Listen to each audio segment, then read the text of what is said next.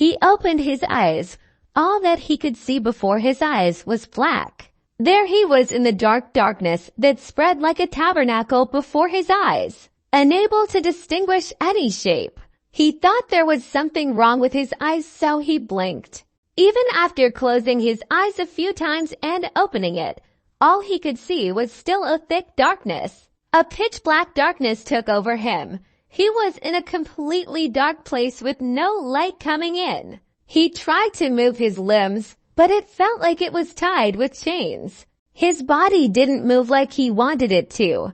There was no strength in his hands and feet. His whole body felt helpless. The only thing that can move is his eyelids. He couldn't control the other parts of his body at all. This did not go in. There is nothing wrong with my eyes. He couldn't be sure because he couldn't even recognize his own limbs right away. But he instinctively realized that there's nothing wrong with his eyes. If he became blind, he would have felt something like pain. But there was no abnormality in his senses.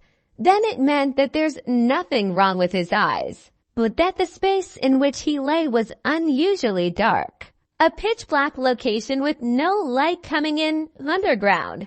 He thought of the possibility. He had never heard of a building built with human technology that can block out light so perfectly.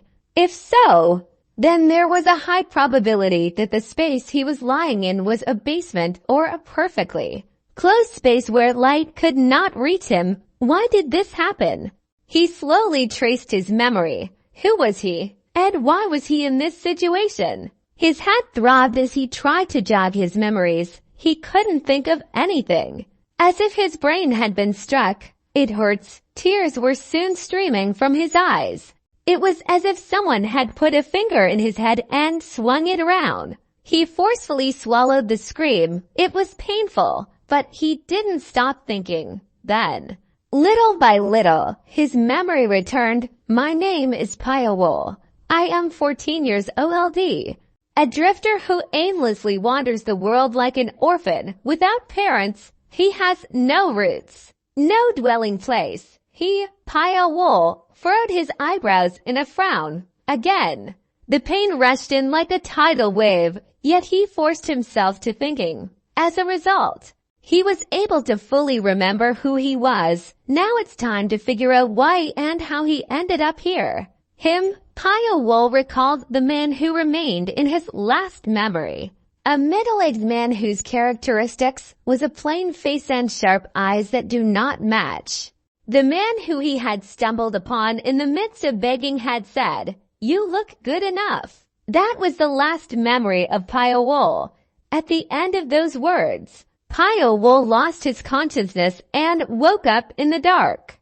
The man in his memories must be related as to why he was left alone in such a space where no light enters. Pyawol did not know the man's name nor identity. He didn't even know why he was locked up like this. It couldn't be because of a grudge. There was no way that he, an orphan who was just wandering aimlessly, would be the target of a resentment so deep that someone would do this. There must be some kind of purpose, a goal.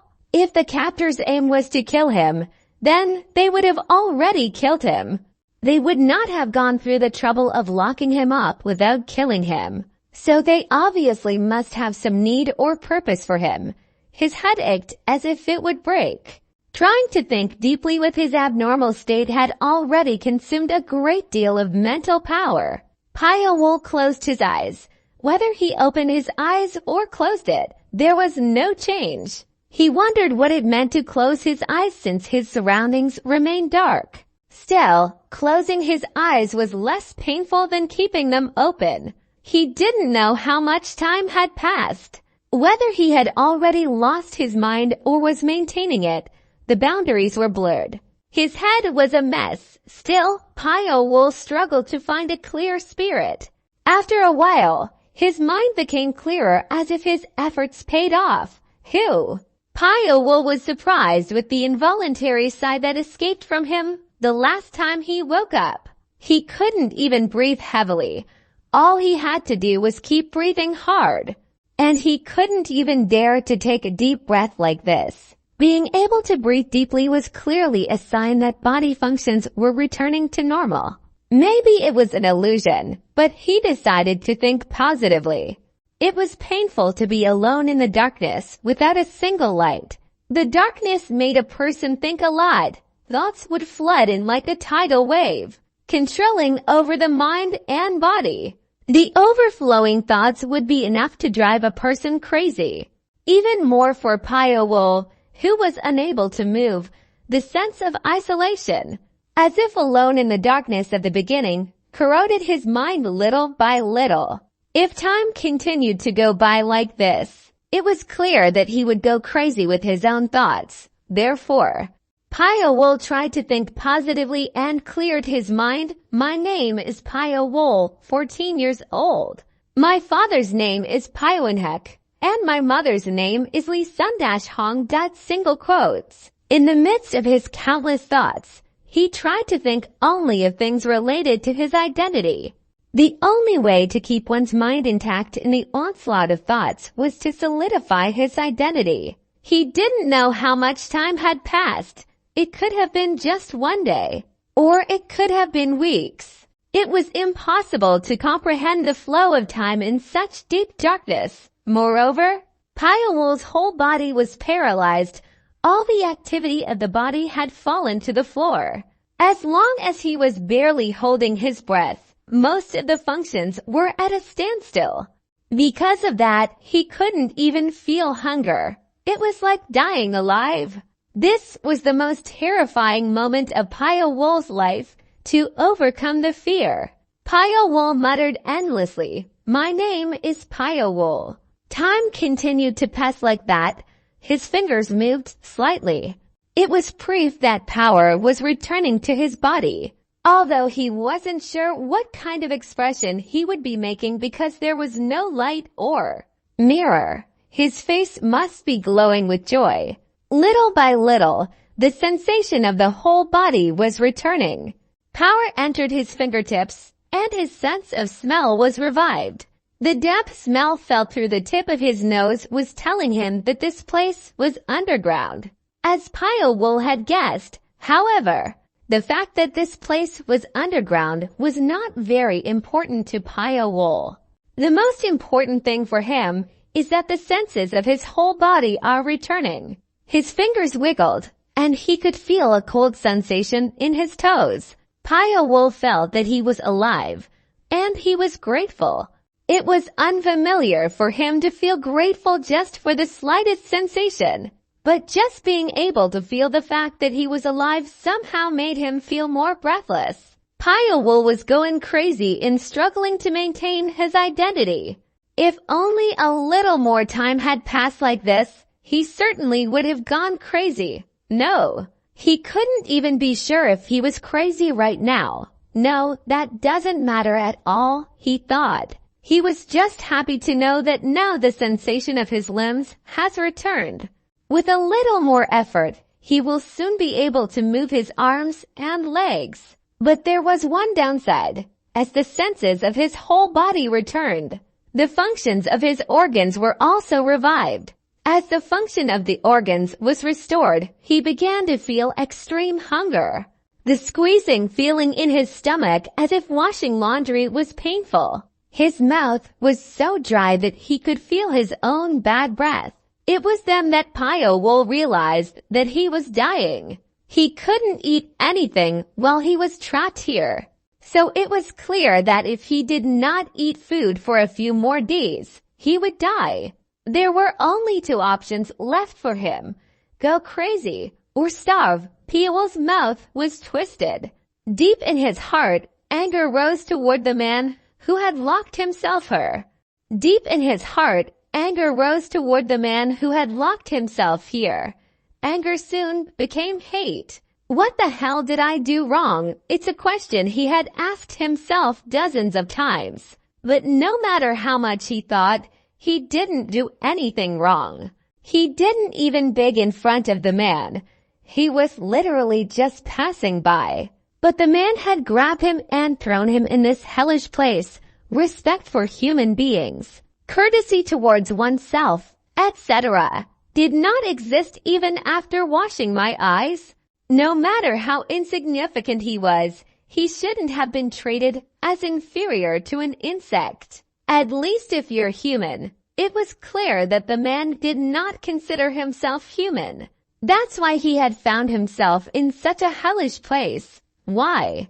He questioned why he should be locked up here if he didn't do anything wrong.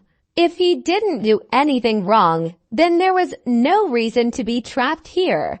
Still, if he had been trapped here, it was clear that the man had done so with some clear purpose. Kaito contemplated on what the purpose of the man was, but there was nothing he knew about him.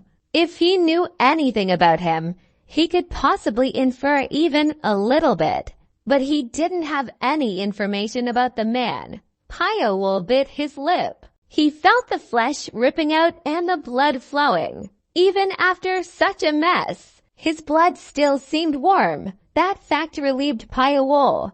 He still felt like he was alive. Fingers moved. It was not at the level of being paralyzed like before, but it was enough to open and close it as he wanted.